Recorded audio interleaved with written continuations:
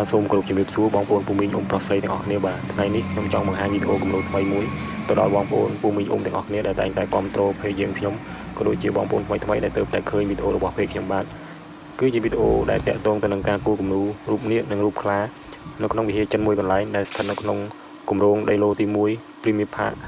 គឺនៅម្ដុំចិត្តវាមានឈ្នះបាទអញ្ចឹងដើម្បីដឹងថាគំនូរដែលបានគូររួចមានរូបរាងយ៉ាងណានោះសូមបងប្អូនបន្តការទស្សនាទាំងអស់គ្នាបាទហើយសម្រាប់បងប្អូនពូមីងអ៊ំដែលមានចំណាប់អារម្មណ៍ខាងផ្នែកគំនូរចម្លាក់ឬមួយក៏ការងារជាច្រើនទៀតដោយដែលខ្ញុំបានរៀបរាប់នៅខាងក្បាលវីដេអូនឹងមាននៅក្នុង description សូមបងប្អូនធ្វើការទំនាក់ទំនងមកកាន់ channel YouTube